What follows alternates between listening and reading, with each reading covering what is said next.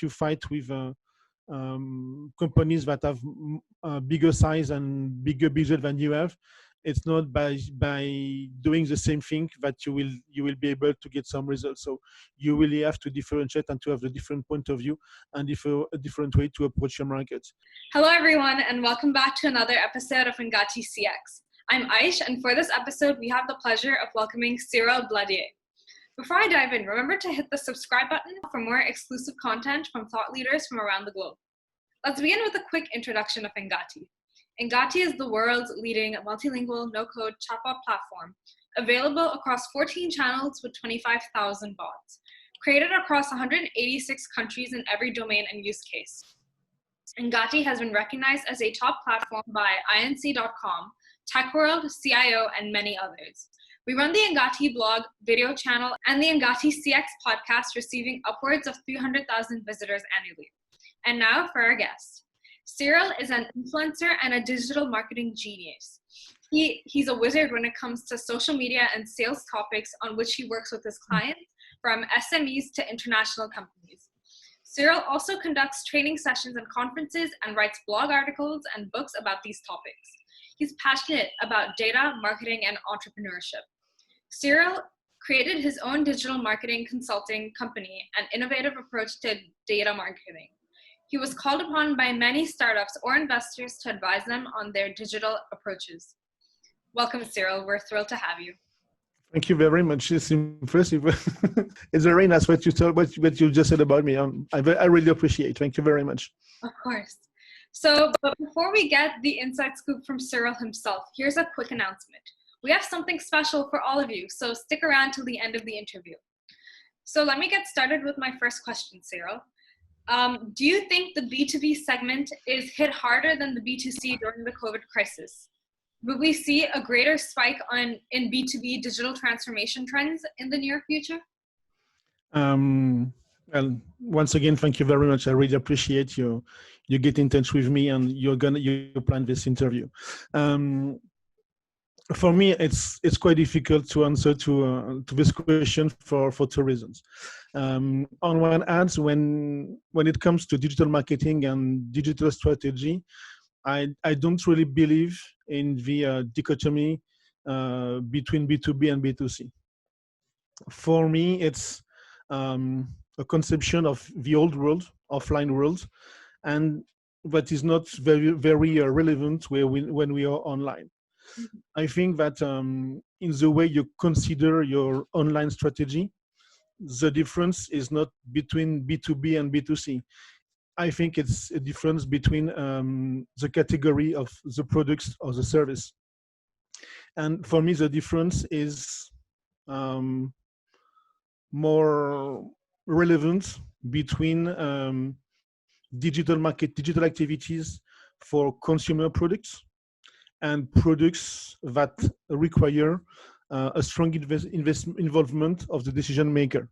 Mm-hmm. For example, I think that the buying behavior of the general public to buy a car, to buy insurance or a financial product is closer to the way a professional will look for buying another product.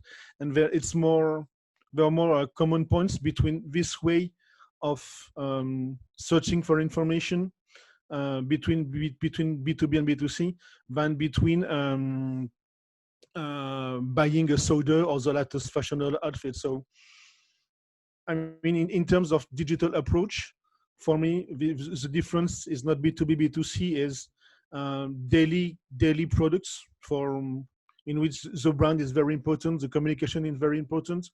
You don't have to train people, you don't have to explain so many things, and products or services that require personal involvement of the buyer. And for this kind of products, even for the general public, we are very close to what we have to do in B2B. Mm-hmm. On the other hand, when you go into detail, even when we apply this classic B2B, B2C concept, we realize, and I mainly speak about the French market, that the realities are very different depending on the industry. We can say B2B is okay, B2B is not okay, B2C is okay, B2C is not okay. For example, once again, in my country, there is a significant gap between consulting sector, for example, which is growing by 24%, and search for material, which is as minus 23%, or between the financial industry, which is currently plus 40%, and marketing, which is minus 16%. So I think that the question of is it hard in B2B, in B2C, you really have to go deeper in your industry to understand if your industry will take opportunity or will suffer from this new context. Regarding the future, as far as digital transformation is concerned, I think that what we call the principle of reality operates. Today, it's not a question of choice. It's a question of you go or you die. Before this crisis, the choice for the company it was will I invest in digital transformation or no? Now it's not will I do it or no, it's how will I do it, because I don't have the choice. And sometimes we see that all this kind of crisis will accelerate some things, and for this digital transformation, I think that the COVID crisis is a real accelerator. And now it really be a matter of you go or you die. I really think this. I think a lot of people, when it comes to the difference between B2B and B2C, I think people often forget that at the end of the day, you're dealing with a human. So yeah. So I think and what is important is how with these humans will go online to search for information and to buy their products, and to make a choice between a product and another product. I mean, if you want to buy a soda, you want to buy a soda because you want Pepsi, or you want Coca-Cola because you appreciate the brand. And it's a matter of branding. It's a matter of your brand will be seen by many people before they think about it when they go to the supermarket. But when you will decide for your new car, there is not one decision maker. Generally, you discuss it with your family, you discuss it with your wife, with your husband, with your child. It's not you just don't decide alone. And it's the same in B2B. In B2B, you never have one decision maker. You always have different decision maker. And for buying a new car, the choice of the man is not the choice of the lady. It's not the choice of the children, because everyone has his own needs, and it's exactly the same in B2B. So this is why I don't think about this dichotomy between B2B and B2C, because it's the same way you have it's a long decision-making process. It's not a matter of opportunity. People want to understand. People want to compare. People want to think about it, and it's you have more than one decision makers of. So when even if it's selling a car to you on for me or to me, is exactly the same process as selling something in B2B. I completely agree with you. So moving on to my next question. In your opinion, how important is data becoming, and how are organizations going to use these vast amounts of data? The use of data, and really, I don't want to make a bad comparison with blind people, but using data or not using data is the same difference between advancing blindly and advancing by seeing clearly. When we are coming to an end, when you have with data, you have fewer pitfalls, you are more confident, and you can go faster. For me, it's quite funny, because in one of my clients, we are working in a famous university in Paris. He's an ex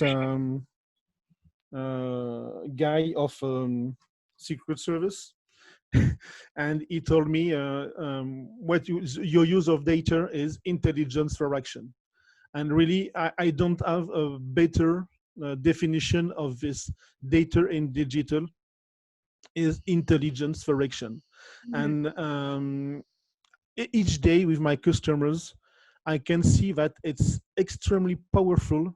It's in terms of decision making, of decision process.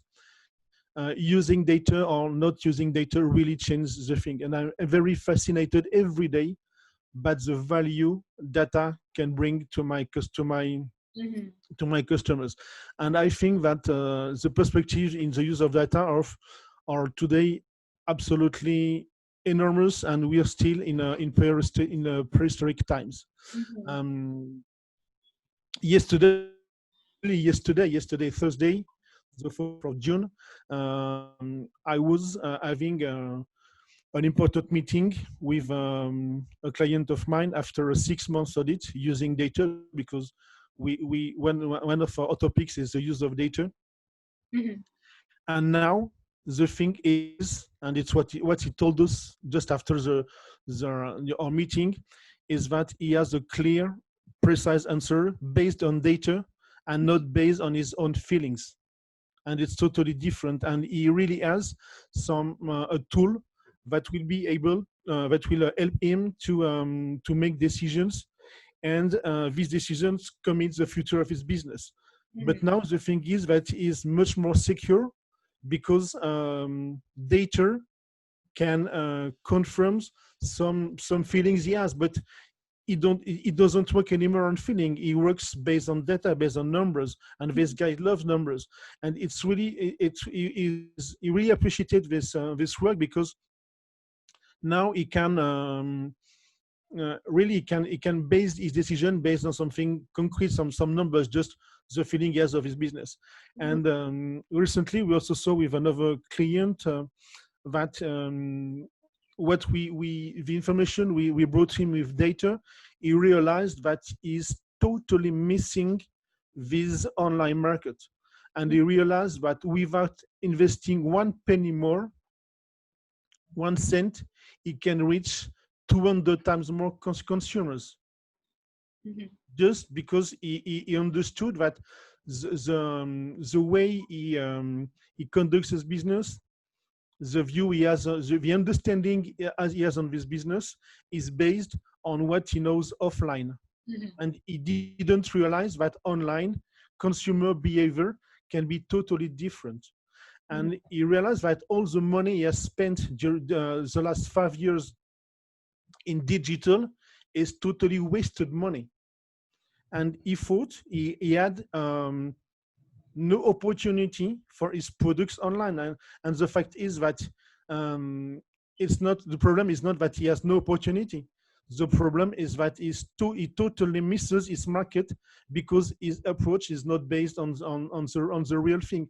And now with data, he understood very clearly, and he told me, "Hey, how didn't you think about it? Now you told me this, it's absolutely obvious." But he didn't realize that he wasted so many money, and didn't understood. And he really told me, "Hey, there is no market for my products online." And I told him, "Yes, there is a market for your products online. It's just a matter of approaching of your approach of the market." And I think these 2 cases were quite in the last weeks are very relevant of what we can have with data. It's really intelligence or action, and a very powerful tool to make decisions, and to make decisions not based on feelings but based on facts. And really that it's a change. It's a very important change in the way you drive your business online. Thank you for providing us with some really interesting examples. I think our audience will really appreciate and understand how important data is. So thank you for sharing. So moving on to my next question, how crucial is the role of automation and tech in the pull strategy? Could you provide us with some more examples? It's a very good question. because it's true that today automation is very trendy. There is, it's not the fact that there is a high demand for automation, but there are many questions about the topic. Many my customer, my clients don't ask me for automation. They ask me questions on of the opportunity to use automation. It's quite new. I mean, in France, it's quite new, and people don't even suspect that automation tools exist.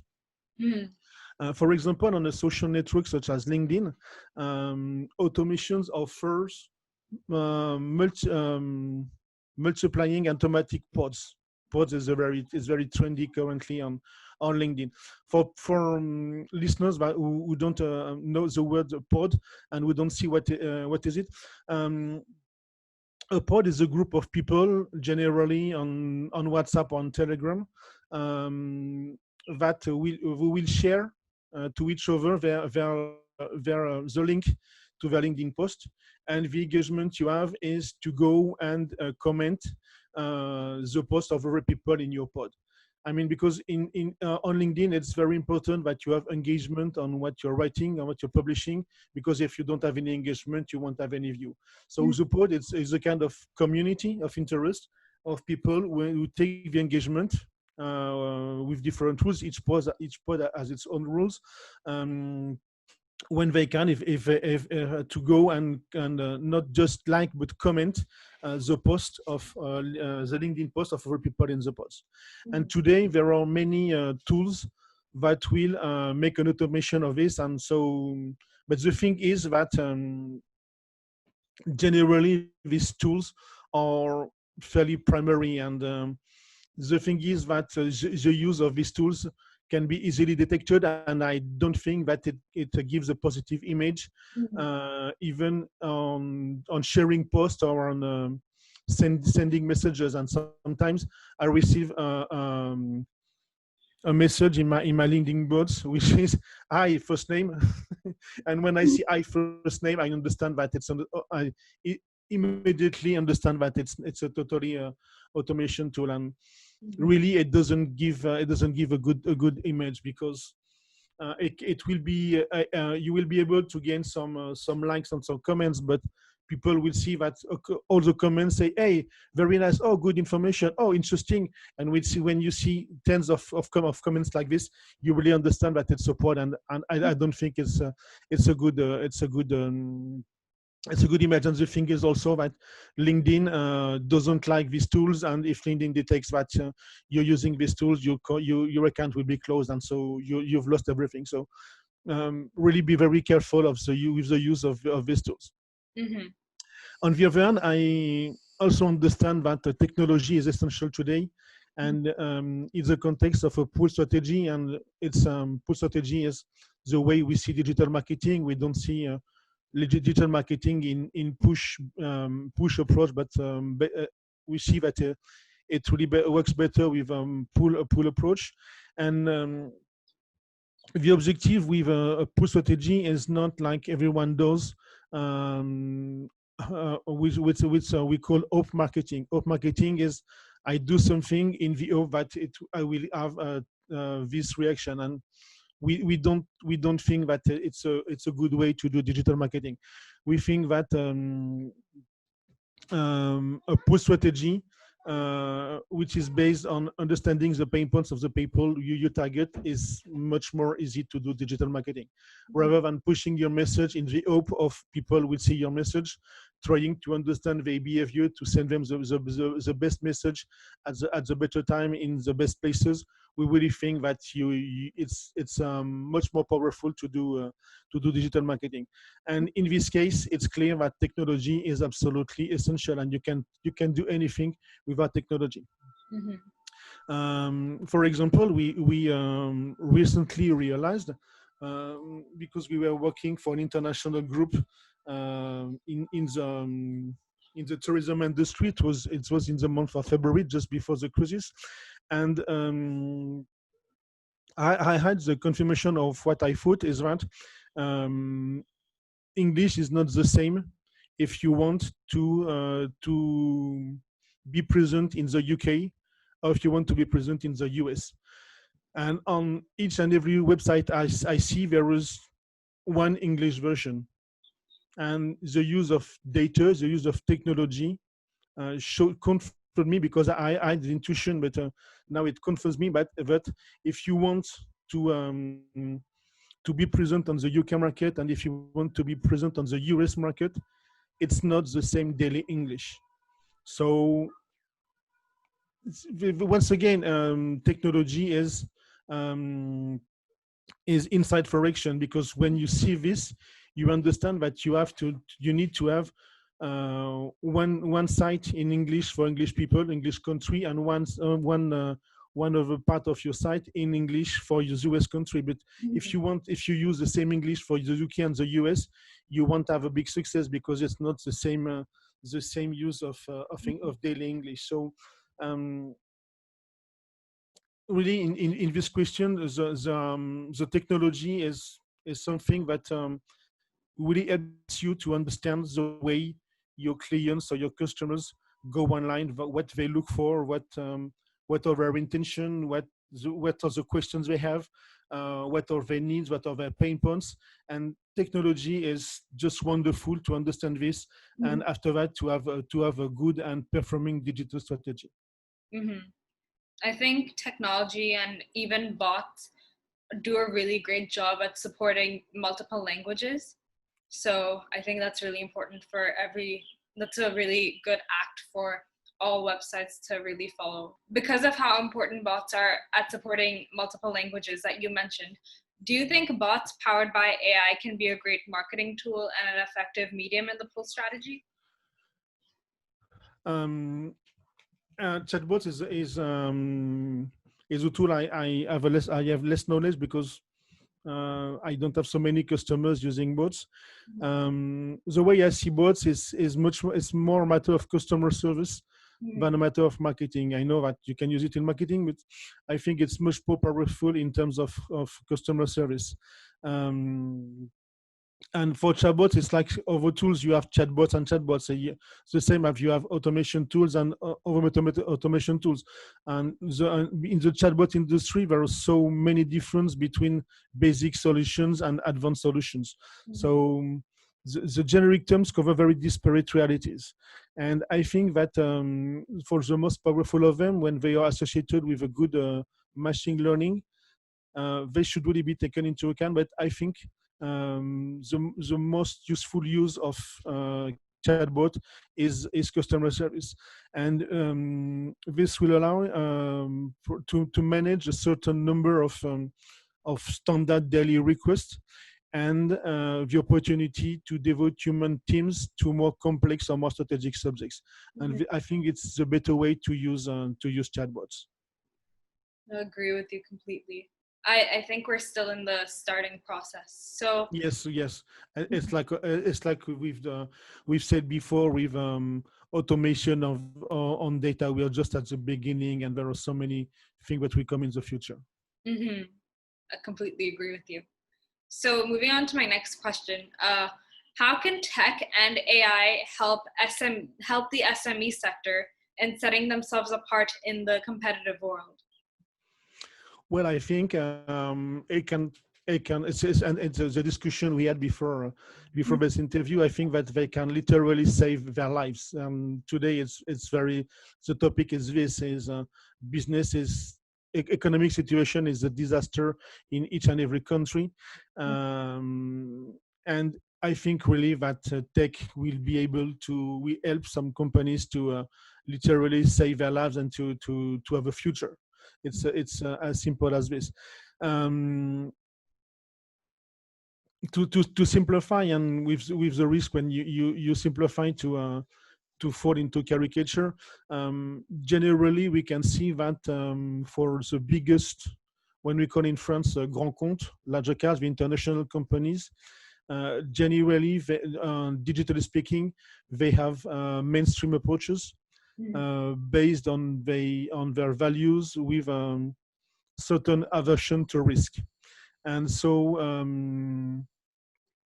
they generally conform to what has always been done, to do like what others do, and especially not to innovate, not to innovate, or not to innovate too much. In addition, in general, these companies uh, have some money to spend. Not, I could even say to waste, but I would say to spend, and they don't really look too much at the expense. Um, I know it's a little less true at the moment, but we can see, for example, in a report that I very like, which is the Content Marketing Institute report, and they say that in the B2B industry, more than 50% of the companies do not measure the return of investment on the digital activities, and it's a little bit more than 40% in B2C. So if we see that content marketing business is $300 billion, it means that $150 billion are wasted every year, because people don't measure the result of the return of investment of what they're doing. So the thing is that when you are a small company, even when you have to fight with these very important industries or companies, you have many opportunities, because, as I told before, they're very mainstream. They don't innovate too much. They think that their brand will solve them, which is, as I think, a very big mistake. And when you use data, you analyze your business, you analyze your competitive environment, you often detect what we call blue ocean. Blue ocean is it comes from an international business school in France, which name is INSEAD, and it's very famous in the world. And some professors at INSEAD wrote these books a few years ago about blue ocean strategy. Blue ocean strategy is you find on your market, you find a niche where you have demand and low competition.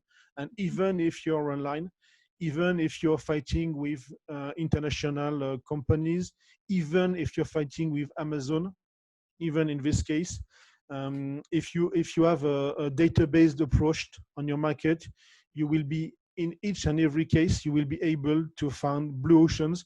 I mean niche on the market, where these important companies won't be present, because they won't have seen this opportunity that you'll be able to see. And I have so many examples with all the small companies I've worked with, even some companies fighting with Amazon because they are booksellers. So when you sell books, your main competitors is Amazon. And even when you're fighting with such companies, you always can find on your market a niche, two niches, three, four, five niches, where these very important companies are not present.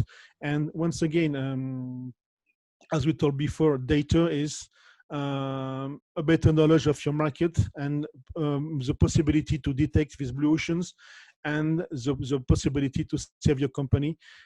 So I think really it's a game changer. Completely agree with you. I actually it's a really refreshing and positive note that you shared about. No, and I think the fact is that my clients, my most famous clients, are on Nespresso, Coca-Cola, Sanofi in pharmaceutics industry, BNP in banking industry, are very important energetic groups like EDF or Engie, which was French companies, but with a worldwide presence.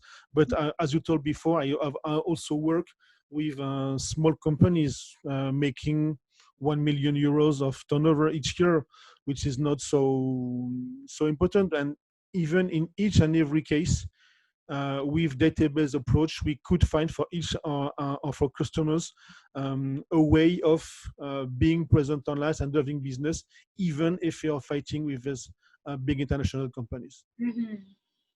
Thank you so much for sharing that. So do you have any other thoughts that you'd like to share with our audience? I think it's understand that it's important to understand that it's not by doing like your competitors that you will have better results, especially if you have if you have less budget to invest. And so I think this topic is important to understand. If you want to, if you fight with companies that have bigger size and bigger budget than you have, it's not by doing the same thing that you will be able to get some results. So you really have to differentiate and to have a different point of view and a different way to approach your market. And the second thing is stop thinking about yourself. Just begin to take care of your and to take care of about your customers. And today we see that companies are focused on the inside, are focused on their products, their service, their competitors, but very few companies really focus on customers. And if you focus on customers, nobody does it. So you will have a very good opportunity to drive and to leverage your business. Oh, okay. So thank you for sharing that. We've got some really amazing insights from Cyril. Engati CX will be back with a brand new expert in a new episode really soon. So stick around and definitely check out our new ebook on the evolution of customer experience. Thank you so much for your time, Cyril. Thank you. Bye. Thank you very much. Bye. Bye-bye.